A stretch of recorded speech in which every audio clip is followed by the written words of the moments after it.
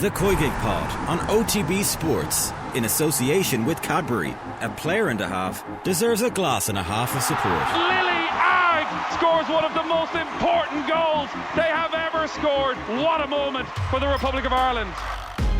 Hello there and welcome to episode 37 of the COYGIG podcast. I'm Kathleen and I am joined once again by the one and only Karen Duggan, who's had a bit of a busy evening, Karen. Busy, but productive. I mean, 3 points is all anyone cares about. Exactly. And we will dive into that a little bit more. We are off to the playoffs and I think we're all we knew we were going already. We just weren't entirely sure what stage we were going to end up at. But thankfully tonight's result, as maybe not as comprehensive as we hoped it would be, it means that we don't have to go through 2 stages of playoffs, which is always a good sign.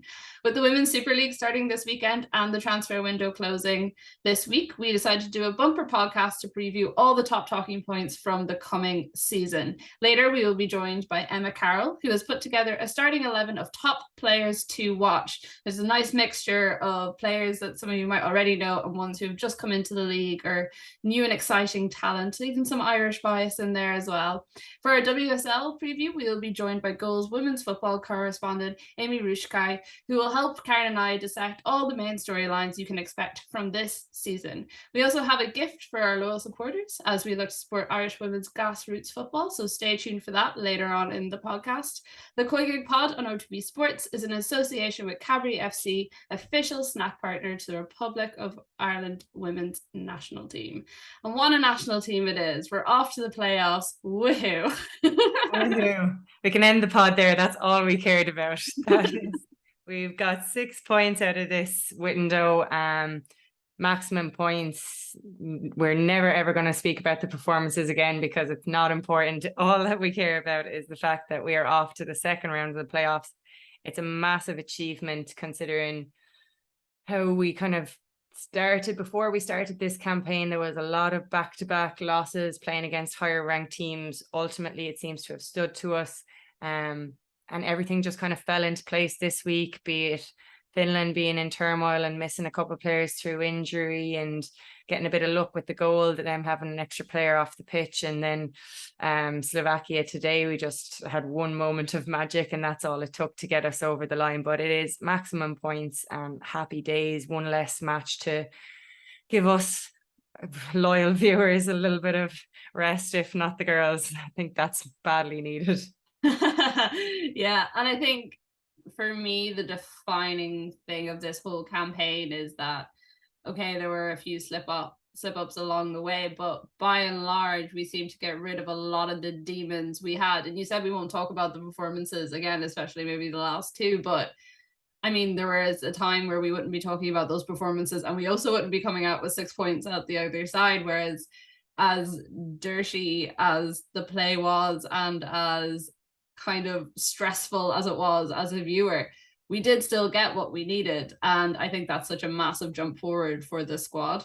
Yeah, I think I kind of think that the squad has matured a lot. Not in terms of how age or anything like that. It's just in terms of mentality. I mean, when we look back at the last Euro campaign, and that was really disappointing. I mean, that was a group that we should have come out of. Albeit we were third ranked seeds, but Ukraine were the best second seeds we possibly could have gotten. And we slipped up, as we know, against them. But also it was Greece that we slipped up against. And that first home game in this campaign against Slovakia, where we struggled on the ball and we had to dig out a draw, I was a little bit wary that might be a sign of things to come, but we didn't let that one bad performance define our campaign. We actually kicked on from there and got a great result away against Sweden, one that no other team managed to get. Fantastic result. And then just followed it through by beating that Finland team, and Finland dominated possession in the first half in particular. I think Ireland didn't have their tactics right, but didn't concede any stupid goals. They didn't make stupid errors, and then they were able to adapt. So I think, yeah, like I said, I think it's just a more mature team that doesn't let little setbacks get to them, have a stronger mentality. I think we've always had this talent, but now there just seems to be a different mindset. And you can kind of feel that excitement coming out of the girls through their social media, just through just the reactions to that game at home. It was a pure joy. And today was pure relief. And I think they're really looking forward to the playoff now. I did think it was quite funny. Katie McCabe saying in her post-match interview after the Slovakia game, she was talking about the Sweden match that we were all saying, you know, really showed mentality where the way she played down the wind. And she was like, no, we're focused on to the next. And she was kind of making fun of herself afterwards. And she was like, yeah, I probably should have taken that a little less seriously. But, you know, it got us here. And if that's what it takes, that's what it takes.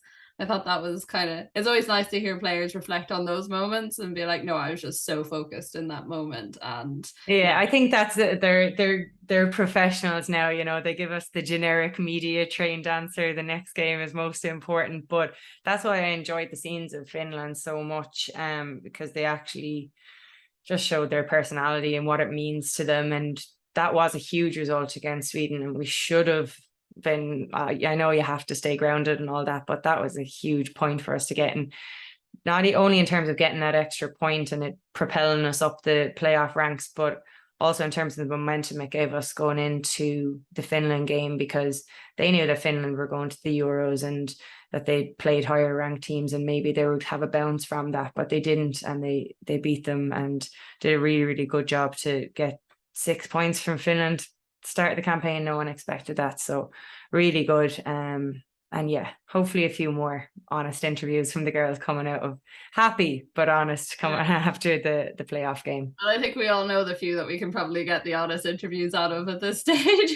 yeah, I'm hoping Rush's injury isn't too bad, put it that way. You mentioned when you were talking about the campaign earlier the fact that we didn't give away silly goals, and I think there was a couple of stages towards the end of today's game where it looked like we were going to do that, and we managed to pull it around, and like quite an impressive amount of goals that we didn't let in throughout the whole campaign, which had been such a problem for us before. I know we talked a lot about Courtney Brosnan, like how much she's improved, but we also have to look at the defense in general, and especially when you look at how much things were changed around the last couple of games, whether it was injuries, you know, missing Nifahi. What do you think it was about? Do you think it was just a case of maybe the defense and Courtney getting more time together and like being able to understand each other a bit better, or how did we come to a stage where we're conceding so few goals throughout the entire qualifying campaign? Well, I think it's important to highlight Courtney's role, because we spoke at length in previous podcasts about the debate on the number one goalkeeper, and that's where your defense starts, and they now have a solid number one. And even towards the end of that game, when we were under, like, you'd be afraid just to give Anthony away. She came and collected a really good ball that she perhaps could have left to her defense and no one would have blamed her, but she's taken a lot of responsibility. So I think we're right to highlight her role in it. And we are playing to our strengths. Let's be realistic. We're playing 3 centre backs, so it's normal that we're not conceding a huge amount of goals. We're very disciplined. It does take away a little bit from our attacking play, but again, we're getting the rub with the green in this campaign, scoring from set pieces, pulling out a scrappy goal when we need to both times against Slovakia, and no chances aren't coming at a rate of knots in these games. But once you stay in a game, we do have players who can cause damage. So looking at Denise notching up another goal today, that's something she's added to her game, added goals. We've always known how industrious she is, how hard she's going to work, but that was a really good finish that she showed today. So the back line, I mean, it's playing to our strengths. We have the numbers back there. The next step of development now is playing a little bit higher up the pitch, releasing our wing backs a little bit more. There are some times still where we're playing long balls into the box and it's only Heather and Jess Sue, and their strengths is running and technical ability on the ball. We don't want to be pumping long balls in on top of them and making them chase and run 13 kilometers a game chasing shadows. So there's room for development, but I think in order to get through the campaign, we did have to play to our strengths, and people can call it negative. And perhaps it's not pretty to watch at times, but it's been effective for us. So while we want to see free flowing football, I'd rather see us win, so it's hard to criticize that.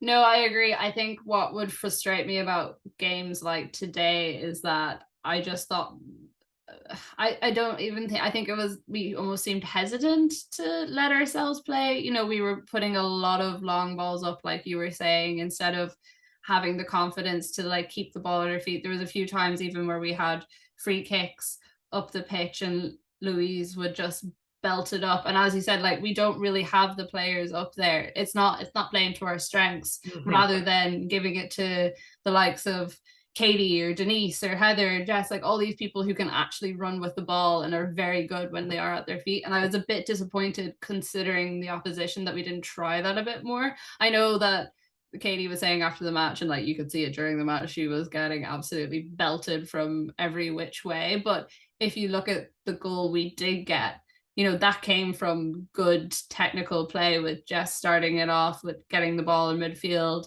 doing a little bit of interplay with Denise, and then passing it. I mean, Heather's cross wasn't the best thing in the world, but it did the job. It was the right idea. It was low. Exactly. It was meant in the right way, instead of just aimlessly putting a high ball into the box when only Jess and Denise were in there. So I think you hit the nail on the head there. You're mentioning all these people who have a lot of talent and are very, very good on the ball, but we're still playing with this fear factor of making a mistake at the back and not trusting our midfielders to create. And if we move the ball quicker, we'll create those openings for those players that you mentioned who can actually do damage.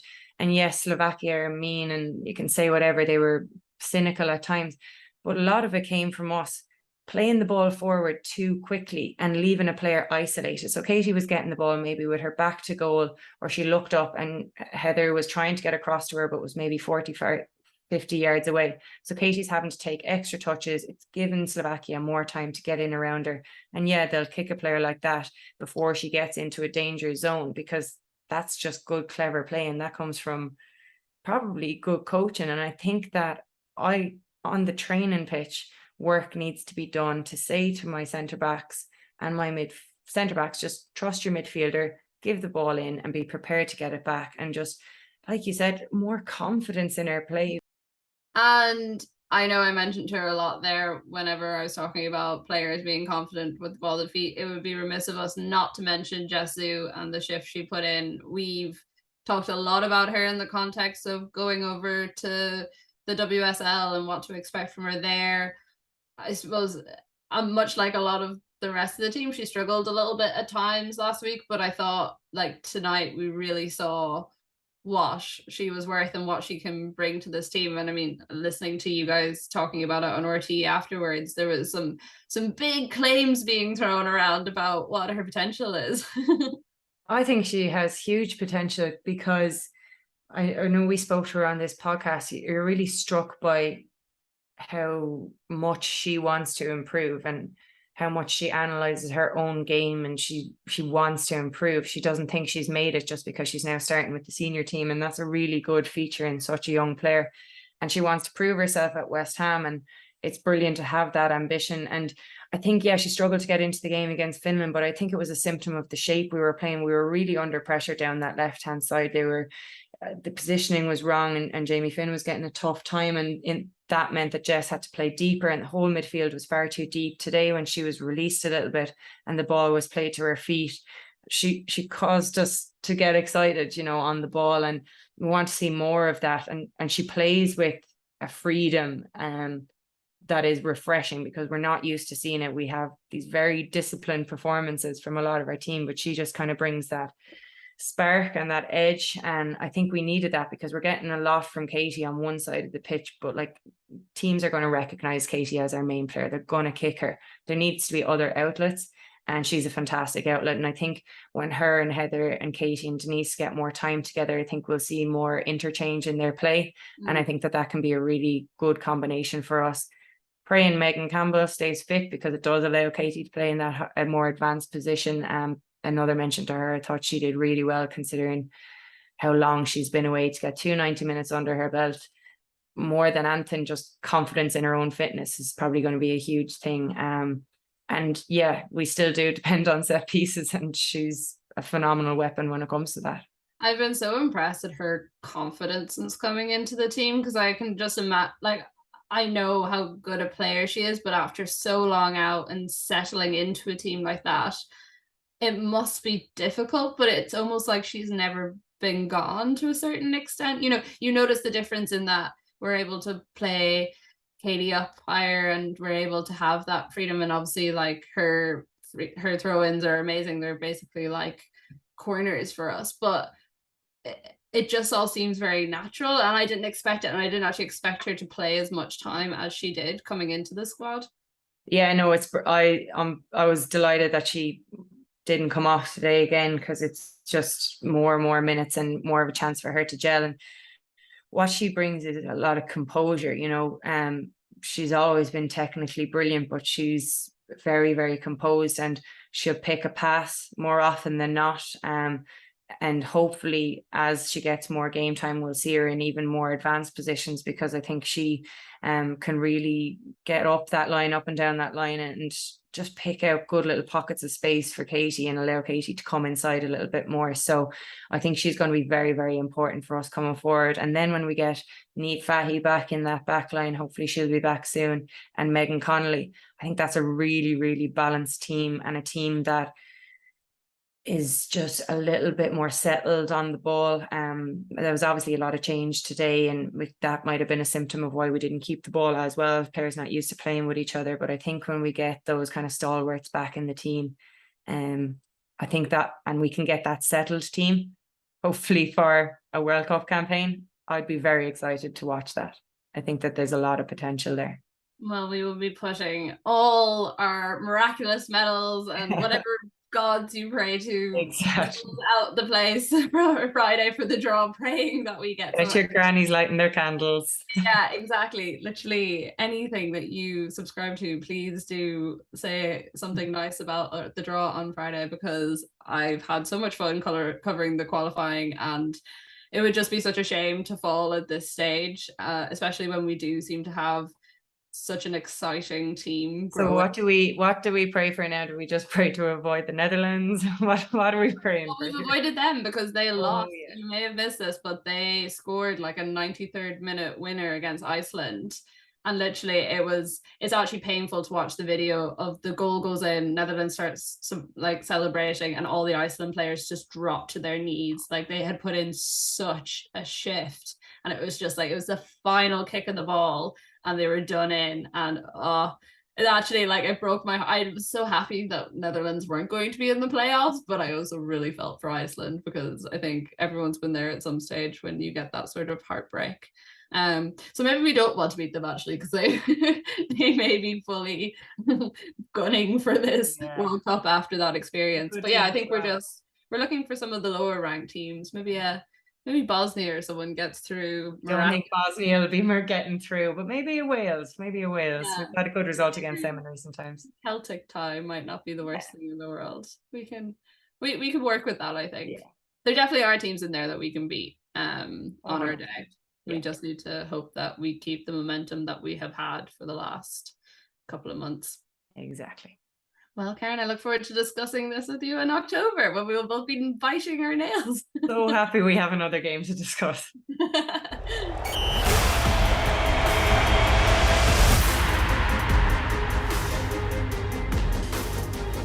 Now the WSL is almost back, so we're almost back to having our favourite WSL team of the week, but not quite. We still have another week or so to wait, sadly. But to tide us over in the meantime, Emma Carroll has a slightly different version for us to get our season preview underway. So what have you concocted for us, Emma, before we get into the full season? I've put together an 11 to watch for the season, mostly in their correct positions. For regulars, there's a couple in there that will have appeared plenty of times on last season's Team of the Weeks, but I've purely put them in there because I think this season is going to be even bigger, and after the Euros, there might be that Euro bounce that we all keep talking about, and people watching the WSL that maybe have never watched WSL before, and players that didn't appear in the Euros. So that's kind of my thought process behind the 11.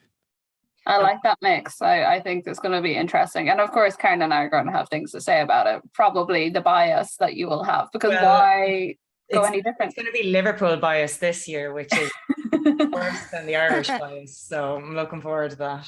I would say it's balanced. Okay. And I'll start us off with an Everton player for that. Courtney Brosnan in goal. An Everton player, but also an Irish player. So yeah, it Happy counts. medium.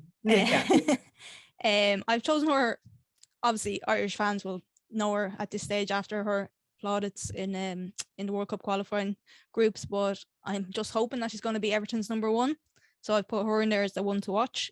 There could be maybe debate around Emily Ramsey. She's a young English goalkeeper. Maybe Everton, being an English club, might want to give her the push, but I hope that Brosnan has enough experience behind her now that she will nail down that number one spot. At the back then I went for Jesu, just more Irish boys. Young, I hope she nails down a spot at West Ham because I'm really excited to see her. And then I've kind of put Ameé Ruszkai in a centre back. She could be in the right back position as well, but we have seen her play in Brighton at centre back, and I think when you're up against Una Badier for United, she probably will appear in the centre back position because they tend to have a lot of injuries, and they've lost Diane Caldwell as well, so that might be one of her positions. And then Kadisha Buchanan for Chelsea. Emma Hayes has described her as one of the best defenders in the world. They've already got Millie Bright and Magdalena Eriksson, so stacked. Like, depth is unreal. Rachel Daly, we touched on her last week. Purely hoping maybe big she'll name, play big move. left back. Yeah. And then in the middle then is one of her stalwarts in Kim Little. I put her in there because obviously she didn't appear at the Euros, but if you're new to the WSL, your eyes aren't going to be able to be taken off Kim Little because she just controls the game and it's just a magician for Arsenal. Then we go to somebody young, Missy bo-kearns for Liverpool. Here comes the Liverpool boys. Scored for England last week. She's really exciting to watch. I seen a bit of her the season before Liverpool got relegated, and she's kind of been making a lot of sub appearances for Liverpool. And she's still only, I think she's like 19 or something. She's quite young. And yeah, I think she's one to watch. Hurtig for Kathleen. We spoke about her last week as well, so I think she's going to be good to watch. And again, Arsenal are like just stacked up front, and I don't know who's going to play with who. So that will be an interesting one to see. And then I went for 3 up front. So again, more Irish boys, and you could call this Irish boys with 2 of the players, kind of. Leanne Kernan obviously played the WSL for West Ham. It went okay for her, made a move to Liverpool, and she just tore up the championship last season. She's had a brilliant pre-season. I hope she gets more minutes in a green shirt as well at some stage. And she's just signed a new 2-year deal as well at Liverpool. So she's definitely one to watch. And I hope she scores loads of goals again. And the other one that we said kind of Irish is Mary Fowler, who has moved to Manchester City. We'll remember her from the game in Tala last year with Australia and hugging her Irish granddad and everything. So that was nice. Sweet. And then up top again, another Australian, and purely again because didn't play in the Euros. So if you haven't watched the WSL, I'm sure you still know the name, but it would be great to see her in Sam Kerr. And you should be noted that another player that we didn't see in the Euros, but I managed to not put in the team, but I'm sure will appear in plenty of teams of the week, is Katie McCabe. I felt like I needed to do like a drum roll for you there as you went up to that. I knew exactly where you were going with it. I resisted the urge. I think we've seen enough of her, and most listeners to the podcast will be well aware of what Katie McCabe can do. So I decided to move away from her for once. Yeah, it's great. I think it's great for us though to see that we're excited to watch more players now in the WSL from an Irish perspective. That move for Jesu is huge. Like, West Ham are a good team, and for that to be her first professional contract, it's an unbelievable move for her. And like you say, you hope it goes well. Leanne had mixed luck there, but like I say, since she's gone to Liverpool, she's just gone. I have to say, I did love with Leanne today, where Liverpool didn't actually announce the length of her contract, but Megan Campbell leaked it on her Instagram. So congratulations to her on her 2-year deal. Yes, A well-deserved contract extension, and it shows that she's obviously loving life there and she feels at home there, which I think is really important for Leanne. I think she's a good confidence player. And like I say, I do think as this Ireland team progresses and we start to get more comfortable with the ball, I can see Heather Payne dropping back into one of those attacking fullback positions, and then there might be an opportunity up front for someone like Leanne to come in and stake a claim on that starting team, because I do think she brings something different. Her pace, she's so lively. So yeah, I'd love to see her get more minutes in a green shirt, but I'm looking forward to seeing her in that Liverpool jersey I too. really hope so. Because Yeah. if she's scoring goals, like we don't Can't have an ignore it, attacker, yeah. that is scoring goals. Yeah. Like, so if she does that at the top level in the WSL, it's not going to be. It's going to be hard to ignore her for much longer. Mm-hmm. Yeah. And Kathleen, go on, talk about Lena Hurtig. Where's everyone going to play on this Arsenal team? Well, I think she's probably been brought in because Arsenal in general haven't really bought that many people this summer. And we had like certain areas which we aren't all that good for.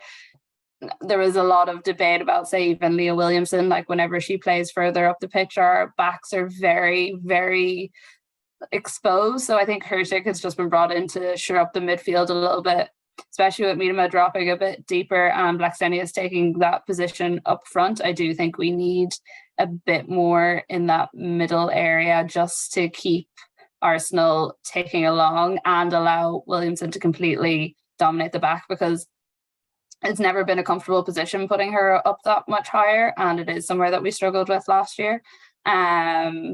And yeah, I think also we have the added benefit of like she's a great scorer, and that can never, I mean, Arsenal have been criticised in the past for being very top heavy. So I think we do need players who are a bit more comfortable being in different positions, because people have very specific positions that they like to play in, and when they're pulled out of them, they're not always the best. So yeah, I think I hope she's going to slot in okay. And I think with the players, we probably lost more players this summer than we have actually taken them in, but I think the ones that we have brought in are hopefully going to mean that we can challenge for the title and stop Chelsea's reign over the WSL. If you can get past Buchanan and Bright and Ericsson. Yeah, I mean, it's a very minor challenge. I'm sure it's going to be absolutely fine. No, I actually don't have that much confidence that we can't get past Chelsea this year. I think they're going to do the 4 in a row, but just to get that in early doors. But yeah, no, I am excited, and I still think keeping Miedema is probably the biggest signing that we did all summer, and that was the most important one. And as well, I think the summer that Little had, even though she wasn't playing in the Euros, the fact that she was over with the Oil Reign, and like she did play a lot of minutes with them, so she's going to be quite fresh coming into the season, in that she's been competing but maybe not at that full-on international level, but keeping, you know, the joints moving and everything.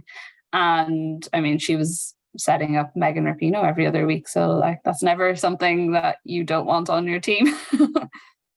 No, she's, like you say, if you haven't watched the WSL before, she's by far one of my favorite players to watch. Just her brain is next level. Like she sees things that other players just don't, and for her to still have her work rate, I hate saying this, but at her age, like it's unreal. So yeah, she's still a stalwart in that Arsenal midfield.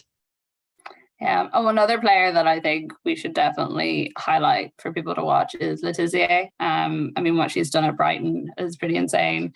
The fact she is so young as well, and is still like one of the I think she has the record for the most WSL appearances by a teenager, and she's like 21 now. And over 2 seasons, she played every single minute for Brighton, which is insane when you think about it in terms of just injuries or general tiredness or how important she was. So I'm curious to see how she fits in this year with moving to a new team and I suppose having that consistency. But I think being with Hope Powell for the last couple of seasons has really brought her along. I think she'll thrive. I mean, she's going to have even better quality players around her now. It's only going to improve her. And like you say, it's scary that she's so young and she's so good and just so composed for someone so young. Just touching on injuries as well. Another person who we all have everything crossed for stays injury free, Megan Campbell. Like I think everyone's looking forward to seeing the throwback in the WSL. And it was so good to see her back in a green jersey. I think it was something we really missed, and obviously it frees up Katie McCabe to push on a bit more forward. So she's another one to watch, and I think people who are only picking up their interest in the WSL and maybe don't know her now are gonna be in for a surprise when they do see the Rory Delap of. It was funny the amount of people sitting around me at the match in Tala the other night, just every time she took a throw, just being like, oh, it's so good to see that back. Like, people were so excited by it. She's a fantastic player as well. So just keeping her injury free and Liverpool managing her is going to be a huge thing. But I do think that they have enough strength and depth in those defensive areas that maybe they can mind her a little bit. Hopefully, good season. She's supposing to be back in the WSL. I think it's interesting as well, Emma, that you've gone with Fowler and Kerr up top together, because obviously they're playing for different teams, so they play together with Australia, and Kerr has described Fowler before as the best finisher on both feet she's ever met or ever played against or with. And I mean, from Sam Kerr, that's pretty high praise for a 19-year-old. I think it's going to be interesting to see how much she plays at City as well, because we know Gareth Taylor likes to bring in talented players and then leave them on the bench sometimes. Like, it took Rose Lavelle hardly appeared. It took Bunny Shaw quite a while as well to start getting a place. So, but obviously with Ellen White gone as well, you think that, and the amount of other players that have left, you think that she will get some game time, and it is really exciting to see her. And there is that little bit of an Irish interest as well, as you said, like her granddad and everything, and that really nice moment in Tallaght Stadium. So we do have a little bit of a keen eye to keep a watch over. She had a 55% conversion rate as well last season, which is pretty good. And I think you say there about her and whether she will get the playing time. I mean, she was used as a super sub for a lot when she was playing over in France, and she was quite effective as that. It's almost like the Alessia Russo role for England. Karen shaking her head. No one wants to be that. She is quite young, but like, no, I know. Get to an age where, and she obviously still young. She's still only 19 or something, so she is still really young. So she will get to that stage where she will be the number one pick. But, and I think she Bunny kind of hit the road maybe about halfway through the season. I thought she was quite good, but I like the rest maybe of they play it too up front. Yeah, took a while to kick into gear. So. This is it. Like, I think she's going to be exciting to watch. And as you said, like, she's converting 1 and 2, then like, going to be take it to watch. Take it. Yeah, that's the thing. I think she's going to be really fun to watch, and I hope she is used well by Gareth Taylor. And if not, I hope he doesn't last too long in the season. But we will get into that a bit later on. Thank you, Emma. I'm sure everyone listening is just as excited as I am that the official, totally unbiased, 100% accurate COYGIG WSL Team of the Week will be back in full force on next week's podcast. If for some reason you don't agree with Emma's selection, or you have an issue with something Karen and I have said when we're disagreeing with her, possibly can't think what that would be because we're obviously right about everything all the time, then do send us an email with your thoughts and opinions to the COYGIGpod@offtheball.com.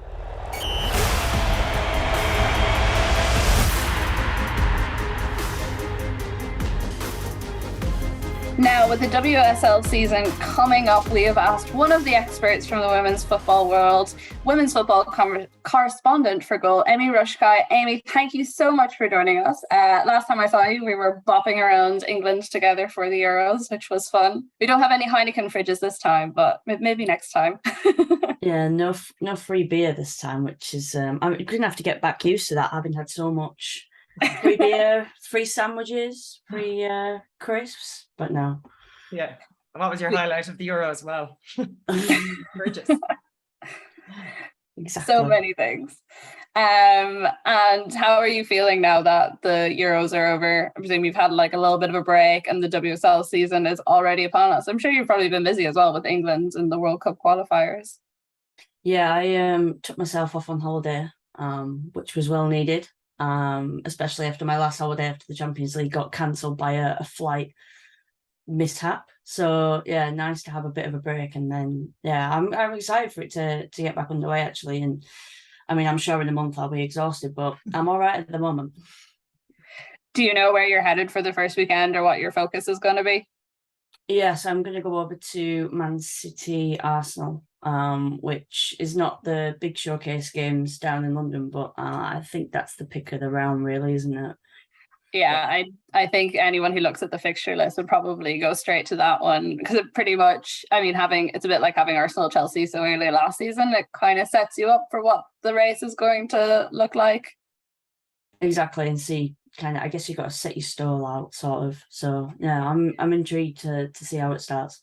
I'm interested to see what Man City turns up. Will it be the start of the season? Will it be the end of the season? They have a lot of new players in as well, so definitely one to be keeping an eye on is what Man City do in that first weekend. Do you think that City, considering all the players that they've left, and I mean, a lot of the talk around the club is that they knew those players were going to go and that they had prepared for it. Do you think they have prepared adequately for it going into the season, or do you think it's going to be, I mean, I know last season it was more injuries that made them struggle, but do you think they are going to struggle even just with coordinating a team and like getting people to gel together, since there has been so much of a overturn? Yeah, I think it's always one of those things. You can say it about a lot of the clubs, I think, in the WSL. Just when you kind of flick through the transfers, you see a lot of turnover and you're like, it's not a very long season, so you don't have a lot of time to sort of settle. So it's kind of a bigger shame. Well, it's another way that it's a shame that they got knocked out of the Champions League from City's perspective, because they haven't had those extra games, I guess, to kind of find their rhythm a bit more. But I think that they've brought in some really good players, and it is just about whether they gel and just how they settle in. I think they've signed good players. It is just, I mean, they're losing players that have been there for a while, so it's going to be it's not going to be easy. Yeah, well, we saw that with Everton last year. I mean, we were excited by some of the signings they made, but it was like a brand new look team and they really struggled to settle in anyway. Obviously, there was managers turning over there as well, so it was a different beast. But could there potentially be a manager change at City? Like, there's a lot of questions around this team, I think, going into the season. I'll be curious to see how long, like, I don't know. I feel like there's been so much talk about it that Gareth Taylor is probably one of the main managers that has something to prove going into the start of the season, especially if you look at the top half of the table. For you, Amy, what do you think he would need to do to prove himself? Like, do you think a victory against Arsenal in the opening weekend is the sort of thing that's going to help settle City fans a bit, or does it need to be a bit more continuous? Because obviously they had such a terrible start last season, but managed to pull it around quite remarkably by the end. Yeah, I think a win against Arsenal would be a perfect way to kind of set the stall out, and I guess just kind of give the fans, I know some of the fans lost a lot of confidence in him last season, give the fans something to cheer about. You know, the being knocked out of the Champions League again before the group stage, and I think he has won some trophies, and maybe he needs to just really give them a good title race. I think he needs to get a trophy as well. Like, I think at a club like City, they expect to win trophies every season, so I think that they need to be really in the title race though, and winning against Arsenal would be a good way to start. And you mentioned there about the players that have come in and the fact that they have signed some good players. Who is the one that you're most excited to see? We just had a conversation about Mary Fowler. Obviously, she has a bit of an Irish connection, so we're always eager to bump that up on the show. But who, for you, is the most exciting person that they've brought in? I think I would say Fowler as well, just because I'm intrigued to see how she fits into the system, what role she plays, whether she's playing that 10 role, which I think she has been in pre-season. And how she kind of gels with the attackers and is feeding, like Bunny Shaw, getting the right runs and the right passes to her. I think she's such a wonderful talent that I'm really excited to see how she settles into a team that has a lot of other talented attacking players for her to gel with. And yeah, she can be versatile and move around as well in the front three. So still really young and has a really bright future. And I hope that she can kind of hit the ground running and show why she's so talked up. Yeah. I think it'll be a different approach now without the likes of Ellen White. Like, they'll probably be less direct. She will be looking for more movement. So that 10 role would suit her down to the ground for something like that, where they are kind of interchanging positions a bit more, and Bunny Shaw kind of running off the shoulder.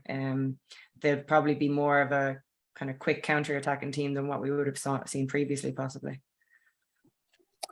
And we mentioned the title race there, and you cannot mention the title race without immediately turning your head to Chelsea and everything that they have achieved. Are you on the side that they are going to continue their dominance this year, or do you think there are other teams in the league that have caught up to them or can give them a bit of a challenge? I know Arsenal did to a certain extent last year, but it still felt like it was Chelsea's. Yeah, I think they've made a lot of signings as well, haven't they? They've lost some key players, like G, been there for so long, and maybe Drew Spence isn't sort of, you look at the starting 11 and say, oh well, they haven't lost a key part of the starting 11, but they lost a key player in the dressing room. Anderson was, there for quite a few years. They've kind of got some key characters to replace there, and they've done some interesting transfer business. Obviously, Kadisha Buchanan is such a good signing. With somebody like Jelena Kankovic, who's been one of the best players to watch in Sweden for quite a while, is like an intriguing one. Svitkova as well. I think it's going to be interesting to see how they've got so much attacking talent, right? But they need to kind of balance, I think. And, maybe that was the problem in the Champions League last year as well, just having that balance between attack and defence that, teams, if they can get them on the back foot and exploit that, then we could be in for a real tight title race. So, we'll see if Grace Gioro comes over. She might be over by the time you put this out, but, that kind of player might bring them a bit more steel in that midfield and just make them a little bit more solid and less soft in, I guess, on the counter in a way. Is there anyone you think outside of Chelsea and Arsenal who will? I think City could. City have the star quality in their team, and they've got players that have done it, players with big experience. But I don't think outside of that, unless somebody has a real kind of turn up and upsets the apple cart, I think it'll be those three. If not, just Arsenal and Chelsea. Yeah. You mentioned there about Chelsea suffering a bit in the Champions League last year. Do you think the signings they have brought in, 'cause to me it strikes me that they've built more towards success in the Champions League than necessarily the WSL? Obviously they want to reinforce the team that they have and make sure that they get there, but the sort of players they've signed, even Buchanan and her experience there before, do you think that, as well as looking, because if you asked Emma Hayes, are you building for the Champions League, she'd probably strike you down on the spot. But do you think that was kind of the larger picture for them this season? I think it kind of is something they just have been working towards anyway, right?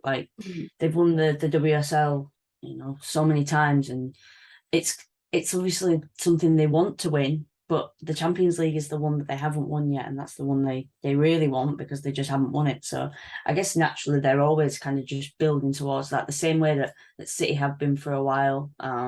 But Barcelona are now. Yeah, it's just so many clubs that once you've won everything else sort of domestically, it's Champions League, right? That's what you're kind of trying to find the next level to do, as well as keeping up with people improving in the WSL as they generally do every year. Yeah, I'm curious to see how they do this season, because like you said, there has been a lot of changeover. I feel like there's going to be a certain eye to the Champions League. I would love to think that some of the other teams can challenge them a bit more, but I just don't know if I see it at all. I think they're so stacked, and even their benches, if they get injuries, it's very different to if Arsenal or City get injuries, and they're able to cope with that a lot better. Now, I know Arsenal have done a lot to kind of mitigate that this season. They've brought in new strength and conditioning personnel. They've hired a new lead analyst to try and make sure that they're a bit more up to scratch on that side of things, but I just don't think you can see past Chelsea and the level of experience that they have in that squad. I don't know if that's an unfair claim for me to make, literally before the season has even started. I think you're just trying to set yourself up to not be disappointed if Arsenal don't win again, Kathleen. I'm a long-suffering fan, okay? It has been a great couple of weeks on the men's side, and it's all gone downhill, so I'm just expecting the same thing on the other side. This is the year I'm hoping United can break into the Champions League places. That's why I'm a bit disappointed that you're putting Man City in the mix for top three. So we will be in it together, Kathleen. It's fine. What do you think it is this season, Karen, that's actually going to help them break into it? Is it just the Russo-Toon effect, or?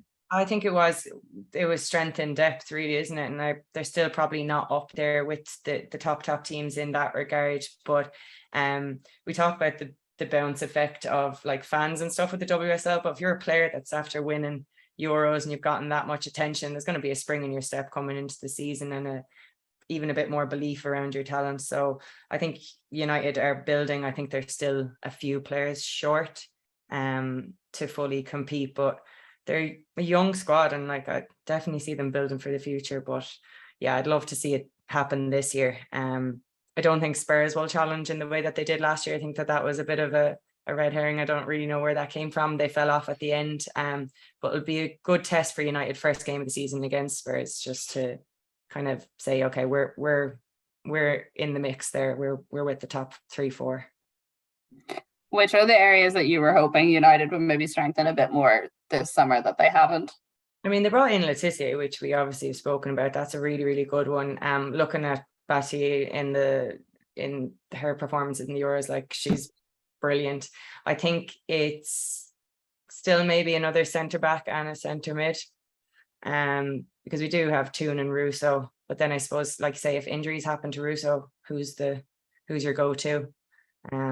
So possibly it could be that. Like, they don't have as much ability to switch things around like Arsenal do with Miedema, Blackstenius. They can try different formations and things like that. I don't think United quite have that. They don't have the personnel to do that.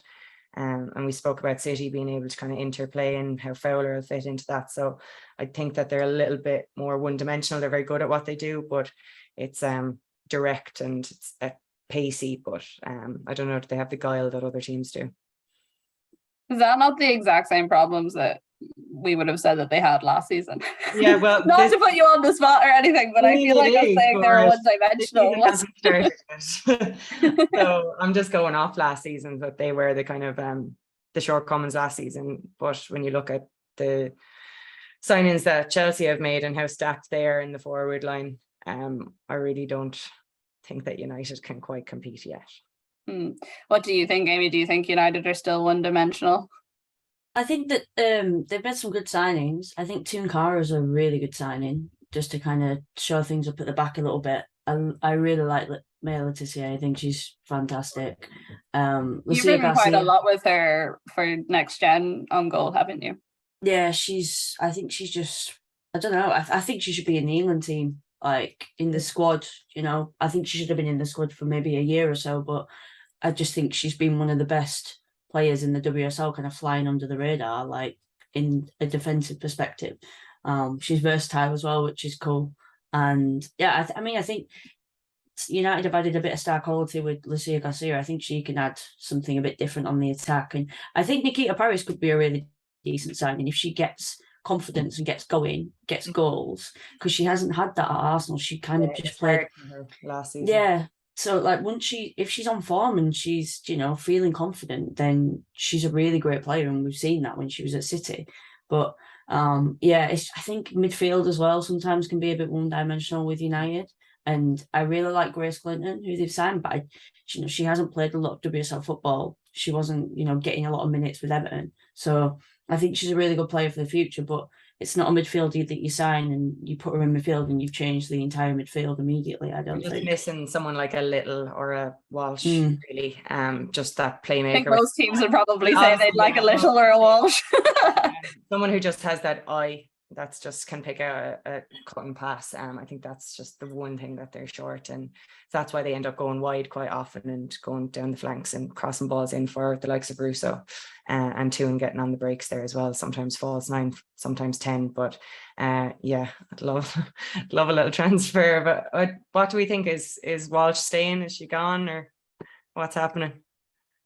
It seems to be that sort of domino effect, doesn't it? Where there's quite a lot of deals that are kind of like the Gioro and Walsh, and they're just kind of waiting. If one goes, then they kind of all go. But it's it's touch and go. I feel like it seemed unlikely last week with everything that was going on, and then now that the Gioro deal is in there as well, and there is that little like triangle, it almost seems more likely, which is weird in the fact that there are more players involved in the whole thing. But I don't know as well, will it matter for her if she goes over in terms of the fact that the Barcelona have that issue at registering players? Like I know Lucy Bronze got away because she has her Portuguese passport, but I don't know, does Ciara Walsh have anything on that side? But hopefully, I mean, knowing Barcelona and Spain, they'll probably come to some last minute solution about it all anyways. Yeah, a name like Walsh, she might be able to get an Irish passport. That's true. Ciara as well, it's not.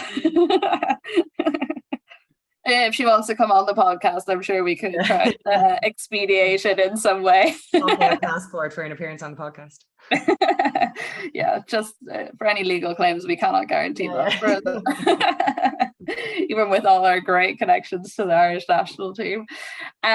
Liverpool are new kids on the block, obviously dominated pretty much last year in the championship. We saw Leanne Kiernan, who we've talked about a lot, score loads of goals. She's had experience in the WSL, didn't maybe hit those same sort of heights. I think the championship was probably a great place, and Liverpool, especially under Matt Beard, was a great place for her. I feel like Liverpool are going to come in, and they're not going to come in and get relegated straight away. I think they do have the potential to stay up. Where that is, I'm not really sure. I feel like mid to lower end of the table, but I don't know if you guys would agree or disagree with that. No, I agree. I went to Liverpool at the back end of last season and spoke to Matt Beard and some of the players, and he has that experience, doesn't he, of what it takes in the WSL, and he knows. I mean, he's won it, back when it wasn't the league, maybe it is now, but he's been in there and he knows what it's like. And he kind of talks about not making mass changes and continuity of the squad and things like that. And you notice that in the squad and the changes that they've made over the summer, they've just made little tweaks here and there to make them a little bit better. So I think they'll be fine. I think they'll be fine, and I think they'll just sort of slowly build towards, I guess, progressing up that table. I think they did well against Arsenal in the cup as well last year. Yeah, bar the the McCabe under strike and that kind of bits of quality that took the game away from them, they didn't have. But I guess in the championship, it's difficult to bring in a player that's going to change the game that much at that level. Whereas now they're in the WSL, they can kind of strive to do that a bit more and bridge that gap by bringing in a couple of star players. Yeah, and they're going to be an attractive club. You'd like to see it go the way that Man United has, like the investment, and because you do piggyback off the men's team and the support, so it could be huge for the league if they do well. I think it would be really good. I agree. I don't think that they will get relegated. I see them with those changes that you mentioned, Amy, that they possibly have as good, if better, than even the likes of Leicester. They'll obviously have signed Daly, but you'd wonder how they'll do, and you never know what you're going to get from Everton either. So I don't know who you think will be part of that relegation battle this year. I worry for Leicester. Just because I look at their transfers and I don't know how much they've improved in the window. I was worried about Villa, where the goals were going to come from, because they just didn't have a striker. And then they signed Simone McGill, and I was like, oh. And then she got injured, and then I was like, oh. But then the fact that they've signed Rachel Daly and like paid a fee to sign the captain of, she loved it in Houston. I think it says a lot. I think that's quite a big statement from them, and I think that it'd be nice for Daly to kind of come to England and show everybody that she's actually a forward that maybe nobody knows. That's where she will play, or will she want to keep that left back position for England? We were debating. No, I think that Villa will have signed her to score goals, because they just need a striker. I think that she could do really well. I really like Daly as a forward. Yeah, I've always enjoyed watching her in the NWSL, like especially when I was working with ESPN, we would have covered what she did a lot, because you had the crossover, the US and the English interest. And it's what frustrated me slightly about watching her during the summer. Not like that I thought she would actually be better than the people that were already playing, but it was so obvious that it wasn't her place and she wasn't comfortable there. And I think I'm interested to see how she does with that. I think you're probably right in terms of playing up front, but I do hope for her sake it's a good coming home and it's a successful one, because a lot of people would say it, but she probably deserves it to have that in an English context. Outside the national team, obviously, where she's won a Euros, which is probably one, apart from winning a World Cup, probably the best you can do. And Amy, who do you think might surprise us this season in terms of how they perform? Could be a player or it could be a club. I think we could get a little surprise story like a club like Spurs were last season. Because I think what I've liked in this transfer window is we saw it last summer a bit, where big players and star names and kind of really exciting signings aren't just going to the top 3 clubs or to United. They're kind of going, we saw Dejan Rose go to Reading, and I can't remember which player it was in a media session we did after they signed her, and they were like, "You're probably wondering how we've signed her, and we don't know either." So, players like that, and Yuri Hasegawa going to West Ham, I like those kind of signings. And you've seen like Salim Bazet, who's gone to Spurs from PSG. That's a cool one. Vivier Say going to West Ham from Bayern. That's a cool one. Like those kind of signings, I think can give a bit of star quality to some of those clubs that are, kind of in mid-table, and maybe just turn them into a little bit of a surprise package, giving them that, I guess, that little edge to turn, draws against the rest of the middle of the pack into a few wins. And yeah, I don't know who it could be. It could be like a Spurs or a West Ham, or, maybe Brighton have had a bit of a changeover, but have brought in some good players. That kind of, some sort of club that'll do kind of a Spurs, I think. Yeah, I think Brighton just need a bit more consistency, don't they? They were very up and down this season. Yeah, there were points where we were really excited. We'd be talking about them, and then they'd just go on this horrendous run, and we were like, where is this come? Because you saw, like, they had the players there. They had people like Tizier. They were building so much. They were putting so much money into the project. Like, maybe not money in the terms of Chelsea were with, like, players and stuff, but just in terms of actually building from the ground up. It was very consistent, and it was very respectable. And then they just kind of petered off and just disappeared and pulled off all these and there were results that were very frustrating as well, because you knew they could have got more points out of it if they had wanted to. I can explain it completely, because I pitched a feature about Brighton to my editor and did all the interviews and wrote about how great Brighton were, and then they went on this horrendous losing run, and I was like, what the heck am I going to do with this feature? Like, I can't put it out when they've just lost 3 in a row and be like, look at Brighton. Like, I had to sit there and wait, and I was like, when on earth am I going to put it out? Unfortunately, they picked up a little bit, and I was like, great. Yeah. I don't look like an idiot, but I do think that I caused that. So if Hope Powell's listening, I do apologise. So if you want any team to do well or badly next season, all you need to do is just pitch a feature around it, and there you go. Honestly, it's a wonderful curse that I've got. I don't know how I'm so consistent with it. Yeah, if you mind pitching one for Man City, I'd really appreciate it. I'll write about them this weekend when I go see them, and I'm sure they'll all go downhill from there, bless them. Wonderful. And just to get a few quick predictions in then for the season, are we in agreement that Chelsea are the most likely team to win? Yep. Yeah. That was very resigned nodding from everyone. I think we would all prefer to see, well, I don't know, I can't actually speak for either of you, but I would prefer to see someone win, and I don't even mean just Arsenal, just for the sake of the storyline. I think it would be nice. Yeah, I would as well, yeah. Better to have a bit more of a competitive sign in the league. And then with something like the Golden Boot, do we think Russo, after her summer, is she going to be up there competing with Mead and the rest? I think she could.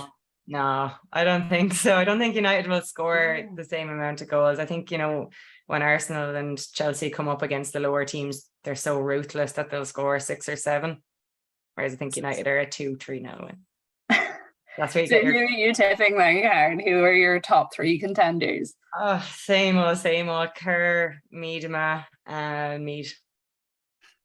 What do you think, Amy? Do you have a different? I've got Kerr, Miedema, Shaw, probably, if City can create, she'll pretty much start every game, I think. And if United can create for Russo, then she'll be up there. But it is just about, and it can't just all be on tune all the time, I think, as well. Like, yeah, so you hope that someone like Paris will come in and help out in that regard. Once again, you look so confident about that fact.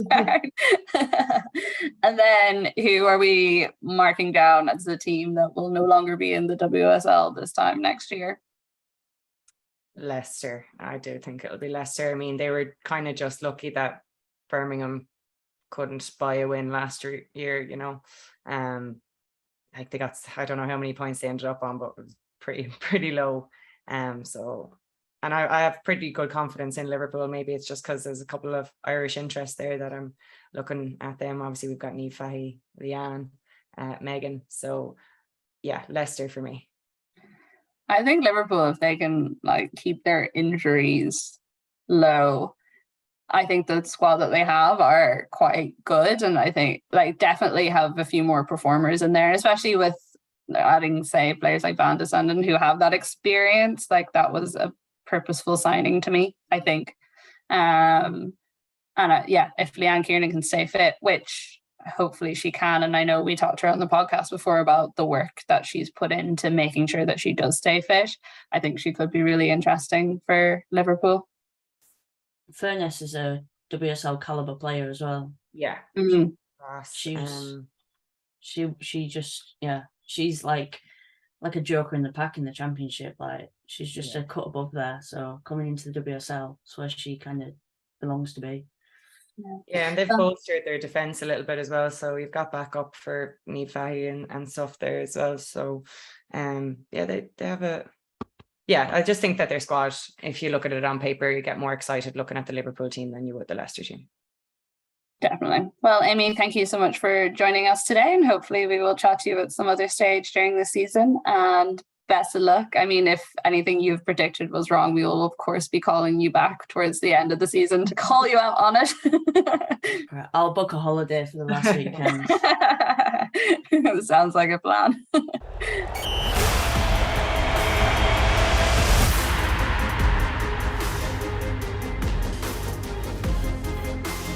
Now we have one last thing left up our sleeves for you today. Thanks to our partners at Cadbury, we're looking to support Irish women's grassroots football, and to celebrate this, we are giving away all the net profits from our recent Cadbury Roadshow in Vicar Street. Over the next few weeks, we'll be giving you an opportunity to win €1,000 worth of equipment for your local grassroots adult club.